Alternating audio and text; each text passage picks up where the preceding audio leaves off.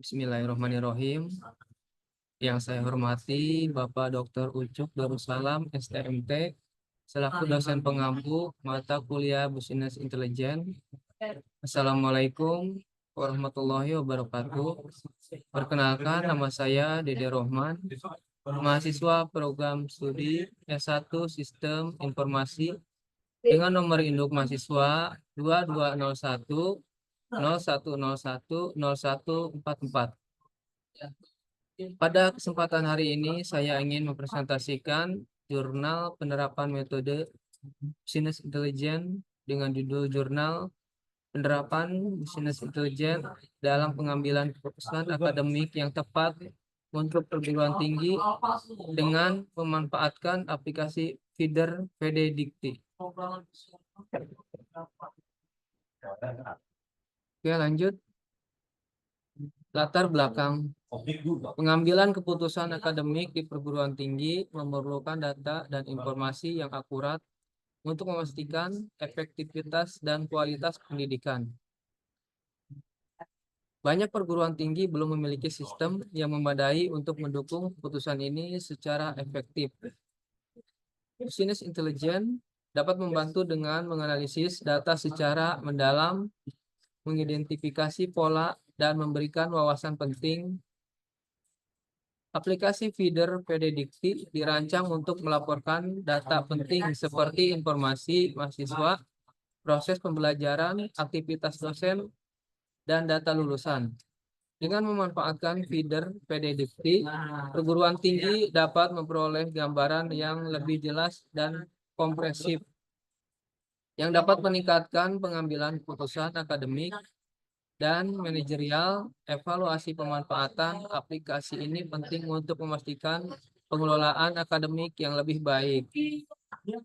Permasalahan yang pertama, kurangnya sistem dukungan pengambilan keputusan. Banyak perguruan tinggi tidak memiliki sistem yang menandai untuk keputusan akademik yang efektif. Yang kedua, tantangan dalam penggunaan Business Intelligence. Kesulitan dalam penerapan dan pemanfaatan BI, termasuk kurangnya pengetahuan dan integrasi sistem. Yang ketiga, efektivitas aplikasi feeder PDDikti. Masih belum jelas seberapa efektif aplikasi ini dalam menyediakan data yang akurat dan bermanfaat untuk pengambilan keputusan. Yang keempat, evaluasi dan implementasi. Evaluasi pemanfaatan aplikasi feeder dikti mungkin terbatas dengan potensi kesenjangan antara fungsionalitas aplikasi dan kebutuhan perguruan tinggi. Yang kelima, pengelolaan akademik. Perlu peningkatan dalam memanfaatkan data dari feeder PDDikti untuk keputusan akademik dan manajerial yang lebih baik. Tujuan menilai efektivitas aplikasi feeder PDDikti, mengevaluasi sejauh mana aplikasi feeder dikti dapat mendukung pelaporan data yang akurat dan bermanfaat untuk pengambilan keputusan akademik di perguruan tinggi. Yang kedua, mengidentifikasi manfaat Business Intelligence, menganalisis bagaimana BI dapat digunakan untuk menganalisis data akademik, mengidentifikasi pola, dan memberikan wawasan yang meningkatkan kualitas pengambilan keputusan. Yang ketiga, mengatasi keterbatasan sistem pengambilan keputusan, mengidentifikasi kekurangan dalam sistem pengambilan keputusan saat ini di perguruan tinggi dan memberikan solusi berbasis teknologi untuk meningkatkan aktivitasnya. Yang keempat, meningkatkan pengelolaan akademik, menyediakan rekomendasi untuk memanfaatkan aplikasi feeder PDDikti secara optimal dalam meningkatkan pengelolaan akademik dan manajerial di perguruan tinggi.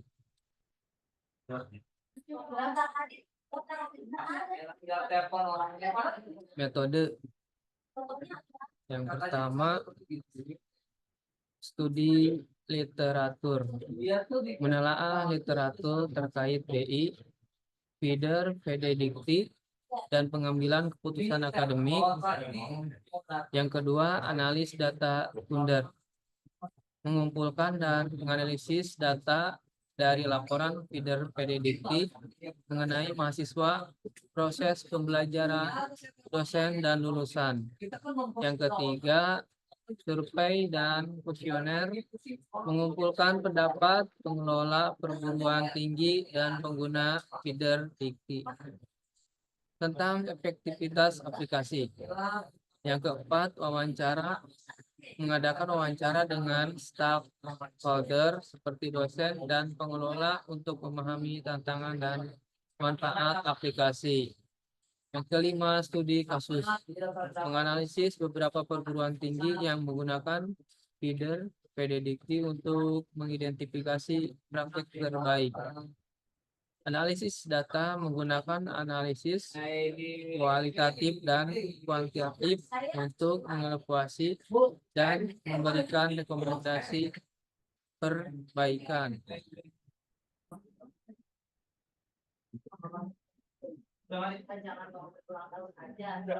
Cara kerja aplikasi feeder predikti. Yang pertama, pengelolaan data. Perguruan tinggi menggunakan feeder predikti untuk pengelola data mahasiswa dan perkuliahan. Yang kedua, sinkronisasi data.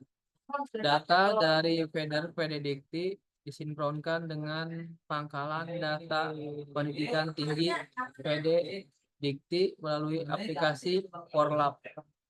Memastikan data yang terkini. Yang ketiga, integrasi offline online. Feeder predikti berfungsi baik secara offline maupun online untuk integrasi data yang efisien. Yang keempat, pelaporan dan penyimpanan data yang disinkronkan tersimpan di Porlab untuk pelaporan, akreditasi, dan evaluasi oleh berbagai pihak. Yang kelima, pengoperasian feeder predikti diinstal di perguruan tinggi dan dapat diakses oleh semua program studi atau di komputer individu. Dengan proses sinkronisasi yang memastikan data konsisten. Dan yang keenam, tantangan dan panduan.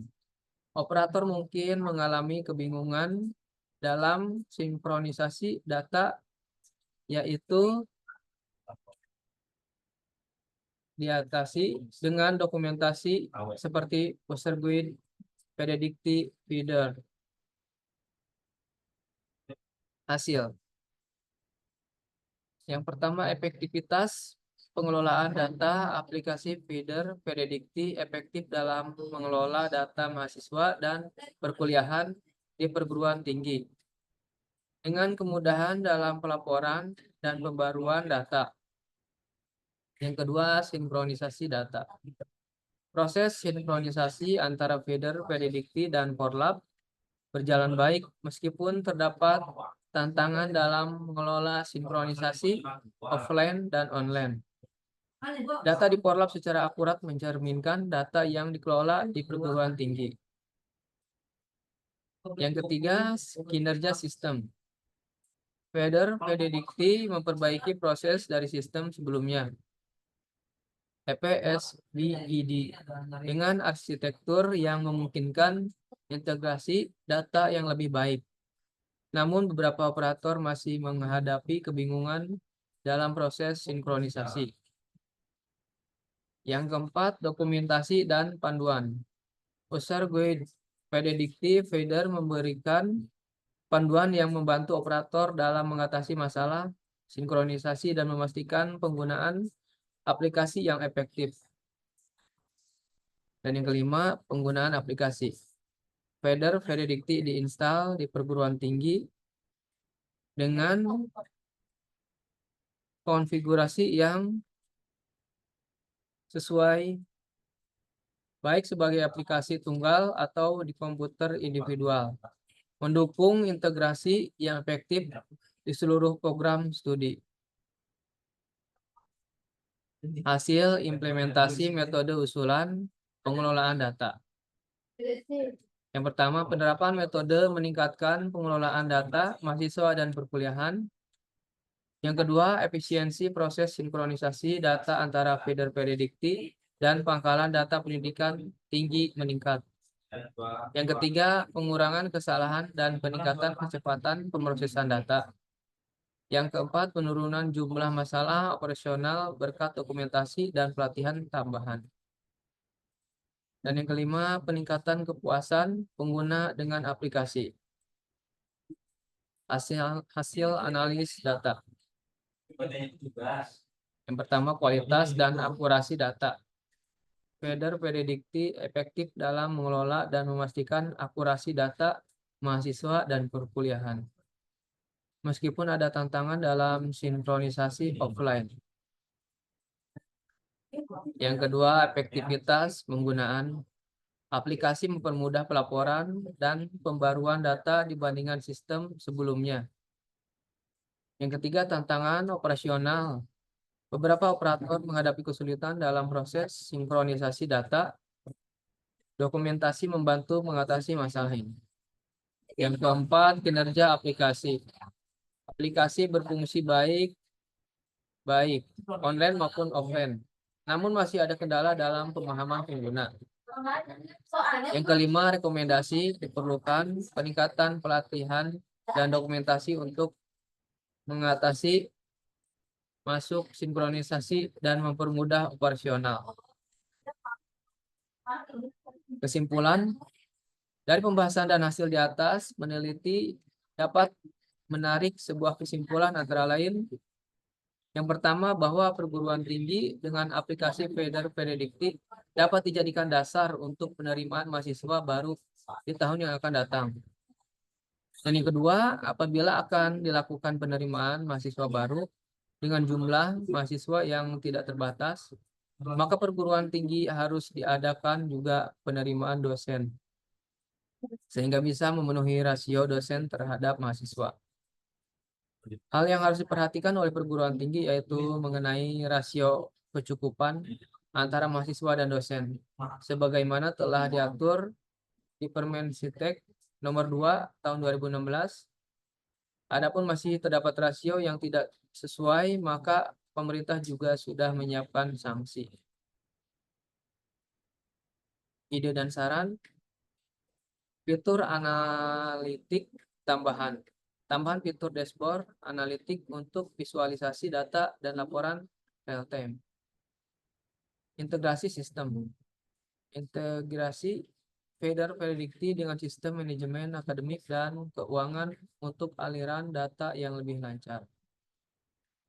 Pelatihan berkala. Implementasikan program pelatihan berkala untuk operator guna mengurangi kesalahan dan meningkatkan penggunaan aplikasi. Mekanisme umpan balik. Buat fitur umpan balik dalam aplikasi untuk laporan masalah dan saran perbaikan dari pengguna. Dan yang terakhir, optimalisasi sinkronisasi. Kembangkan metode baru untuk meningkatkan kecepatan dan akurasi sinkronisasi data. Baik, mungkin ini saja yang bisa saya sampaikan. Kurang lebihnya mohon maaf.